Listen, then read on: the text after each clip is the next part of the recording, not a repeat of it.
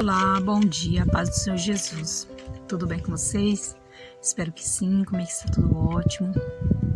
Eu vou estar dando continuidade na leitura bíblica, onde nós paramos. Nós estávamos falando a respeito de Daniel, no capítulo 6 de Daniel. Vamos continuar lendo aqui no capítulo 6, só que dessa vez, versículo 11, aonde diz assim: Então aqueles homens foram juntos e acharam a Daniel orando e suplicando diante do seu Deus. Então se apresentaram e disseram no rei: No tocante ao mandamento real, porventura não assinaste o edito pelo qual todo homem que fizer uma petição a qualquer Deus ou a qualquer homem, por espaço de 30 dias, a não ser a ti, ó rei, seria lançado na cova dos leões? Respondeu o rei e disse: Esta palavra é certa, conforme a lei dos medos e dos persas, que se não pode revogar. Voltando lá atrás, no versículo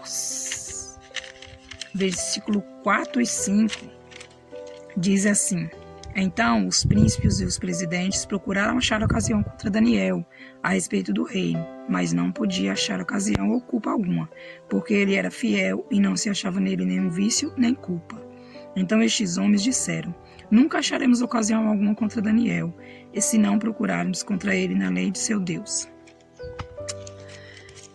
Bom, nestes versículos que nós lemos, a gente encontra claramente a palavra de Deus relatando que, como eu disse no vídeo da semana passada, Daniel e seus 3 amigos foram levados, cativos de Jerusalém, foram tirados do convívio da sua família, da presença de Deus, onde eles adoravam ao Senhor.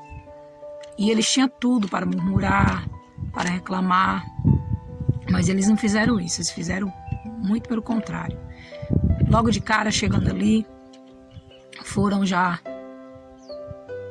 declarado, que eles tinham o tipo de alimento que eles tinham que comer.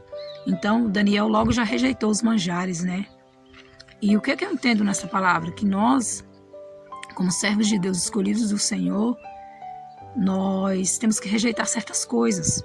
Paulo diz assim: tudo me é lícito, mas nem todas as coisas me convêm, Tudo é lícito, mas nem tudo me convém fazer. E tem gente que fala assim: mas tudo para vocês é pecado, tudo para vocês é isso, tudo para vocês é aquilo, nada pode fazer, se vocês não são felizes, vocês são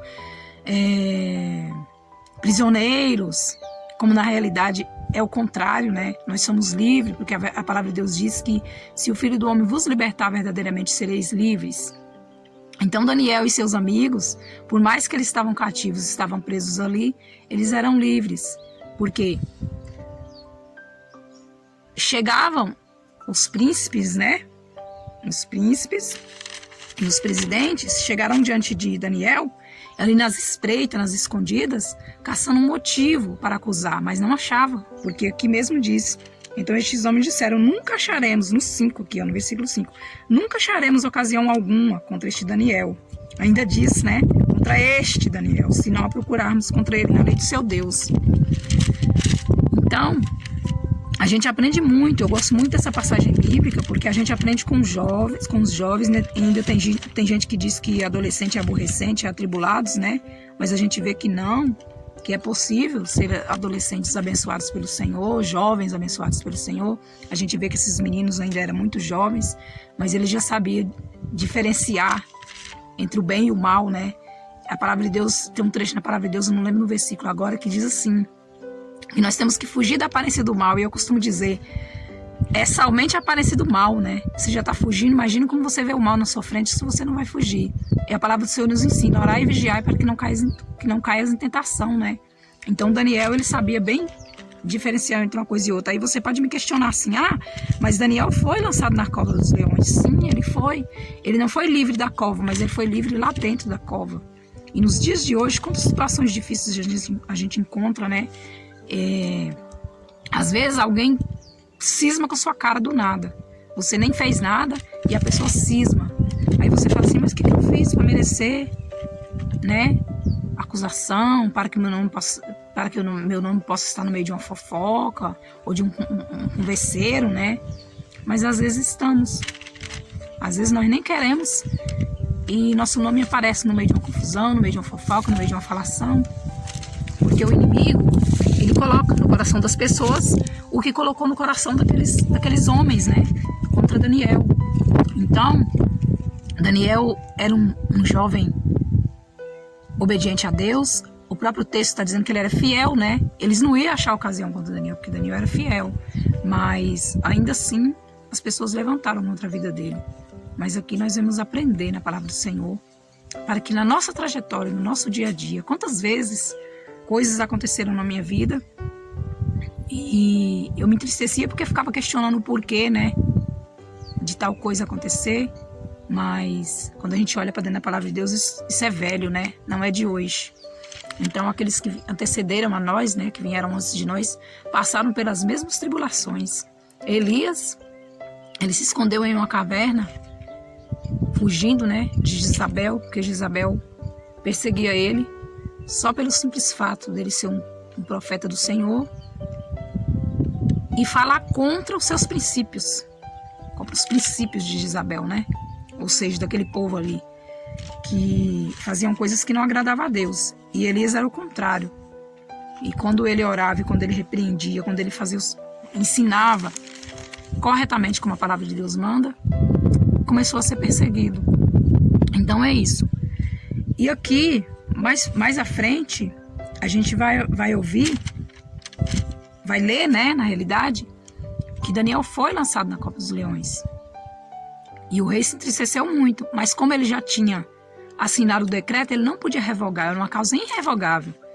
Mas no outro dia bem cedo, a Bíblia diz que ele foi lá na cova dos leões e chamou para o Daniel.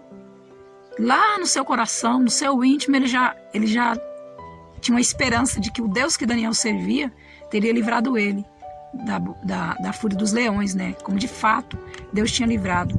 Ali eles tiram Daniel na cova dos leões e aquelas pessoas que acusaram Daniel foram lançados, e a Bíblia diz que antes deles chegarem ao fundo da cova, os leões já tinham devorado eles, né? Então a gente vê o quanto o Senhor nos guarda, o quanto é gratificante servir a Deus e saber que o Senhor nos livra, nos guarda de todo mal, de todo perigo. Tem pessoas que estão afastadas da presença de Deus, e eu converso muito com bastante pessoas. Esses dias mesmo eu conversei com um jovem, esse jovem me disse que estava afastado da presença de Deus porque passou grandes lutas dentro da igreja, com os próprios pastores e com as pessoas que eram líderes ali dentro. Eu falei para ele, não pode olhar para isso. Você não pode deixar de Jesus, que deu a vida por você, por conta de pessoas dentro da igreja. Se você me disser que se afastou da presença de Deus porque pessoas te perseguiram dentro da igreja, ou seja, fora da igreja, seja onde for, você está totalmente errado. Porque a palavra de Deus diz que nada nos separa do amor de Deus. Nada. Então, nós não podemos ficar achando culpados para quando nós fugimos da presença do Senhor, né?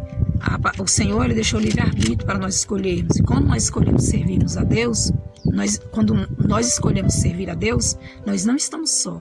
Porque o Senhor, ele disse assim, que Ele estaria conosco todos os dias da nossa vida, até a consumação deste século. Em tudo e qualquer situação, o Senhor está conosco. Essa é a mensagem que eu quero deixar hoje. Para não desistir do propósito, não fugir da presença do Senhor, como o filho pródigo fez, fugiu da presença do Pai e foi embora para uma terra longínqua. E lá ele padeceu de tamanho sofrimento, e ele lembrou da casa do Pai e ele retornou. E quando ele retornou para a casa do Pai, o Pai recebeu com festa. E o irmão questionou, né? Por que ele estava com o pai há tanto tempo? O pai nunca deu uma festa, nunca deu um dinheiro, nunca preparou uma festa para ele se alegrar com os amigos. E o filho gastou a herança e foi-se embora, voltou e o pai recebeu e deu festas. Aí o pai disse, você esteve sempre comigo, mas esse teu irmão foi embora e retornou. Por isso eu recebi com festas. E este versículo, essa passagem bíblica, me lembra muito de alguém que se afastou da presença de Deus. E ele chega na igreja, ele é abraçado pelos irmãos e principalmente por Deus e é aceito de volta. Muitas pessoas saem da igreja e têm vergonha de voltar. Isso aconteceu comigo quando mais jovem, né? Se afasta da presença de Deus e fica com vergonha de retornar, né? Mas não pode sentir vergonha. Se você se encontra nessa situação e este vídeo chegou até você, sinta-se encorajado para poder voltar para a casa de Deus e com certeza você será bem recebido. Neste momento eu quero estar orando, agradecendo a Deus E orando também pela vida dos que se afastaram e não têm mais forças para retornar para a casa do Senhor. Senhor, meu Deus e meu Pai, neste momento eu me coloco diante de Ti em oração, peço perdão por todas as minhas falhas e fraquezas. Até onde esta oração chegar, que o Senhor possa alcançar as vidas, curando as enfermidades, visitando aqueles que se encontram hospitalizados, nas UTIs. Visita, Senhor, neste momento com cura, com bálsamo, que faça aquilo que só o Senhor pode fazer. Restaura os casamentos que estão em ruínas, restaura os filhos que caíram na droga, ou seja, as filhas que caíram na prostituição, trouxeram tristeza para seus pais.